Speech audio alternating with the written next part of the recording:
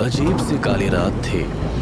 बादल ऐसे गरज रहे थे मानो किसी कयामत का संकेत दे रहे हो। सियारों और कुत्तों की चीत्कार की वजह से अंधेरे में जंगल के बीचों बीच खड़े आर्यन इंटरनेशनल के हॉस्टल की बड़ी और पुरानी इमारत किसी दानव से कम नहीं लग रही थी। जैसे कि वो हॉस्टल कोई जिंदा शिकारी हो और अपने अगले शिकार का घात लगाए उस घुप अंधेरे में छुपा हो। लो भैया जी, आ गए आपके हॉस्टल। पहुंच गए हम आखिर हमारे नई जेल। ऑटो वाले बिरादर, क्या लगता है ये जेल होगी या जन्नत? भैया जी, जेल हो या जन्नत, आप ये जगह छोड़कर नहीं जा पाइएगा। देख लीजिएगा। बड़ा अजीब है। खैर छोड़ो भैया, ये बताओ कितने हुए? पूरे 53 रुपए हुए। बे साले झापड़ मारेंगे, चूतिया समझ रखे हो हमें। इतने में ध्रुव ने ऑटो वाले की तरफ देखा। अजीब सी मुस्कान थी उसके चेहरे पर, जिसे देखकर किसी का भी दिल दहल जाए। जाइए भैया जी, आपका जो मन हो दे दीजिए। आप भी क्या याद रखेंगे, पर जरा ध्यान से रहिएगा। कई राज दबे हैं इस हॉस्टल की दीवारों में, बस कोई ध्यान से सुनने वाला चाहिए इसे।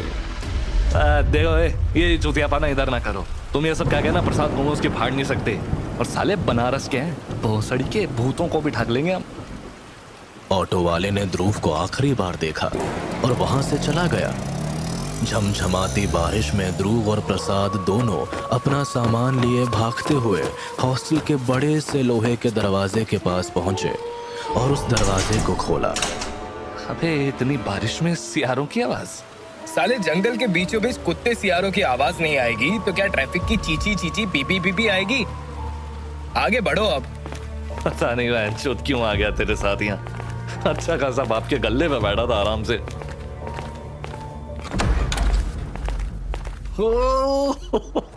इतना बड़ा हॉस्टल, गलती हो गई भाई, माफ कर दे। यहाँ तो क्या कुछ नहीं हो सकता बेटे ध्रुव। साले हमेशा तेरा blood flow below the belt ही होता है क्या? चल अब वार्डन को ढूंढते हैं जल्दी। जहां प्रसाद चारों तरफ हॉस्टल की खूबसूरती को देख रहा था, वहीं ध्रुव का ध्यान बस हॉस्टल के वार्डन को ढूंढने में लगा था, ताकि वो जल्द से जल्द अपने कमरे में पहुंच सके। अपनी किस्मत से भागता हुआ ध्रुव कहां पहुंचा था? बनारस के मणिकर्णिका घाट के पंडितों के बीच ध्रुव का जीवन गुजरा। बचपन में ही माँ बाप के देहांत के बाद उसे उसके दादाजी ने ही संभाला था, जो थे मणिकर्णिका घाट के बड़े पंडित रविशंकर जी। आए दिन लाशें एक साथ 100 चिताएं घाट पर जलते हुए देखना उसके लिए वैसे तो आम थी, पर उसे कभी ये जिंदगी नहीं चाहिए थी, जिस वजह से ध्रुव अपनी ग्रेजुएशन पढ़ाई के लिए अपने दोस्त प्रसाद के साथ देहरादून के हॉस्टल आ गया था। बड़ा अजीब हॉस्टल है यार, सारी जगह ही सेम लग रही है। आधे घंटे से वार्डन का ऑफिस ही नहीं मिला। किसे ढूंढ रहे हैं आप दोनों? कौन है पीछे? पीछे देखने पर दोनों की जैसे सांसें थम गई हो। एक बूढ़ा आदमी दोनों के ठीक सामने खड़ा था, हाथ में पुरानी सी लालटेन और गले में एक पुरानी सी चादर ओढ़े। एक आंख सफेद और एक आंख काली, मैला सा गेहुआ रंग और उस पर उसके लाल सड़े से दांत। ध्रुव ने हिचकिचाते हुए पूछा, आप कौन? मैं नागेश हूँ, नागेश खोसला, इस हॉस्टल का वार्डन। अबे लगता है इनका सिस्टम ना अभी तक 2G में ही अटका हुआ है, अपग्रेड ही नहीं हुआ है। चुप बैठ। ध्रुव ने प्रसाद को कोहनी मारकर चुप कराते हुए बोला, एक्चुअली सर हम दोनों नए स्टूडेंट्स हैं, हॉस्टल की कमरे की चाबी चाहिए थी। नागेश मुस्कुराया और उनको इशारा कर अपने पीछे बुलाया। आओ अंदर आओ। दोनों लड़के नागेश की टेबल के पास पहुंचे। नागेश अपने टेबल के पास बढ़ा तो ठीक उसके सर के पीछे कोई काली सी छाया थी, जिसे ध्रुव ने देख तो लिया था पर कुछ कह नहीं पाया। ध्रुव ने कुछ पूछा नहीं, पर नागेश के आते ही माहौल में एक अजीब सी गर्मी बढ़ गई थी। नागेश ने एक चाबी निकालकर ध्रुव को देते हुए कहा, कमरा नंबर 3, 2nd फ्लोर। काफी रात हो गई है, सीधा कमरे में जाओ और कुछ भी हो जाए कमरे से बाहर मत आना। जी ठीक है। नागेश से चाबी लेकर ध्रुव और प्रसाद अपने कमरे की तरफ बढ़ गए, पर दोनों को कोई भनक भी नहीं थी कि यह काली रात उन पर कितनी भारी पड़ने वाली थी। सीढ़ियों पर चलते हुए ध्रुव को ऐसा लगा जैसे धीरे धीरे जगह का तापमान घट रहा हो। एक अजीब सी सड़न की बदबू बार बार उसके नाक को जला रही थी। ध्रुव अपने अलॉटेड रूम कमरा नंबर 3 के पास पहुंचा। अरे ध्रुव यार, ये हॉस्टल अजीब नहीं लगा? मतलब ना कोई शोर शराबा, ना कोई आदमी की आवाज। रात के 9-10 बजे ये लोग सो रहे हैं। कि ऐसे तो हमारे गांव में भी नहीं होता यार। तू ये सब छोड़, हमारा कमरा आ गया, जल्दी अंदर जाते हैं।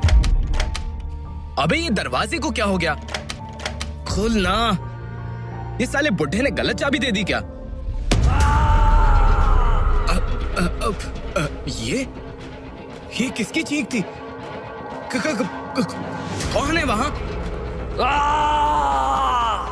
बचाओ, मुझे बचाओ, बचाओ। प्रसाद तू यहीं रुक, मैं देखता हूँ क्या मामला है। ए, पगला गया क्या? रख। वार्डन ने रात में भड़कने से मना किया बे, भूल गया क्या? मारेंगे तो चौपड़। चल यहाँ से। अरे कोई मदद के लिए बुला रहा है, हम ऐसे उसको छोड़ नहीं सकते। तू कमरे के अंदर जा, मैं देख कर आता हूँ। प्रसाद को किसी तरह समझा बुझाकर ध्रुव उस चीख की तरफ भागा। ध्रुव जितनी तेजी से भाग रहा था, उसे लग रहा था कि उसके साथ साथ और भी कोई भाग रहा है। उसने चारों तरफ देखा पर कोई वहां नहीं था। जिस कमरे से चीखने की आवाज आ रही थी, ध्रुव के होश उड़ गए। उसकी आंखों के सामने उस कमरे के अंदर आग जल रही थी। अंदर बंद एक आदमी चीख रहा था कि कोई उसे बचा ले। तुम फिक्र मत करो, मैं अभी दरवाजा खोलता हूँ। ध्रुव ने वो दरवाजा खोलने की कोशिश की, और उस कमरे के दरवाजे का हैंडल भी इतना गर्म था कि ध्रुव के हाथ जल गए। उसने आसपास देखा और वहां उसे एक रॉड दिखी। ध्रुव ने आव देखा ना ताब, उसने तुरंत रॉड से कमरा नंबर 13 के हैंडल पर तेजी से मारना शुरू किया। ये इस कमरे से तो अभी किसी की चिल्लाने की आवाज आ रही थी। यहाँ तो आग लगी थी। फिर ये कमरे में सिर्फ सन्नाटा था। ध्रुव को लगा जैसे उसने खुली आंखों से कोई बुरा सपना देखा हो।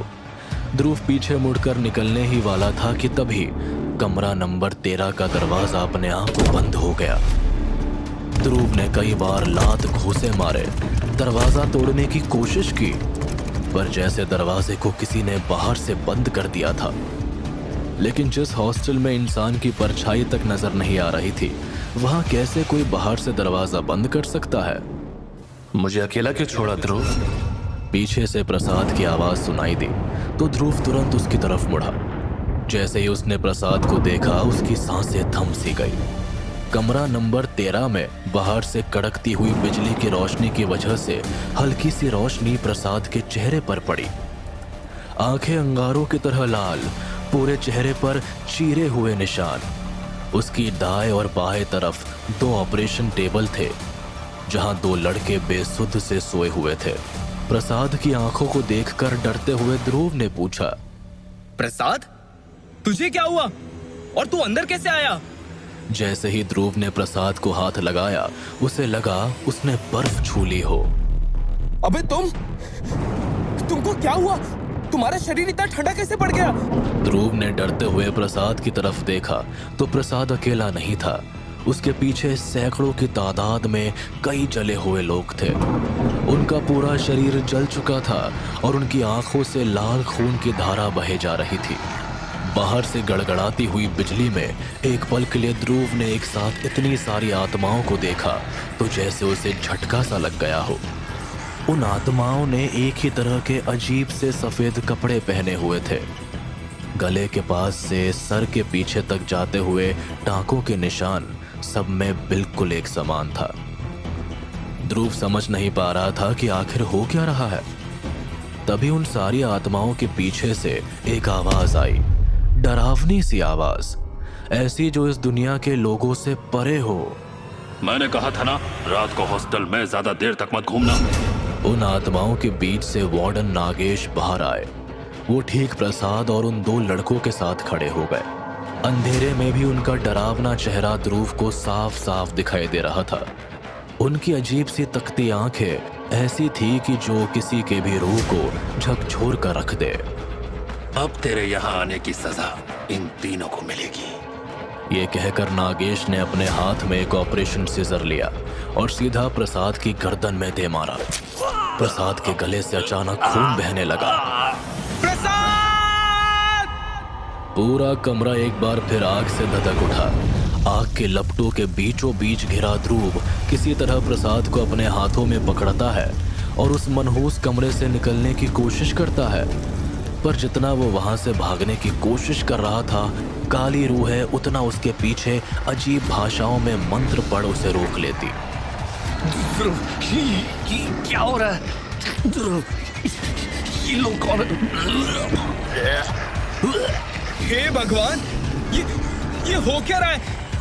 कोई मदद करो मेरी, प्लीज प्लीज मेरे दोस्त को बख्श दो, प्लीज। ध्रुव की आंखों के सामने उसकी गोद में उसके दोस्त की लाश पड़ी थी। वो बिल्कुल सुन्न था और तभी किसी ने एक झटके से ध्रुव के कनपट्टी पर वही ऑपरेशन सीजर घोंप दिया। ध्रुव को लगा जैसे 40 बिच्छुओं ने एक साथ डंक मार दिया हो। वो जमीन पर गिर गया और उसके सामने बस एक ही इंसान का चेहरा था, नागेश, जो उसे मुस्कुराता हुआ देखकर बोला, डर मत, शुरुआत तो बस अभी हुई है।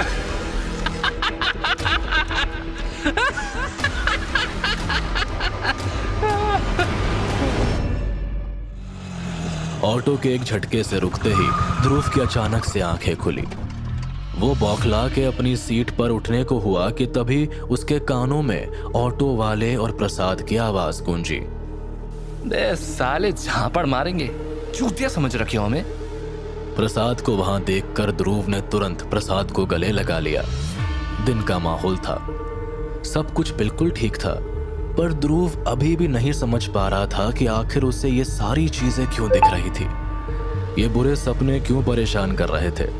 ध्रुव ये सब सोच ही रहा था कि तभी उसे अपने सवालों का सारा जवाब हॉस्टल के गेट से निकलता हुआ दिखाई दिया और उसके हाथ पांव ठंडे पड़ गए।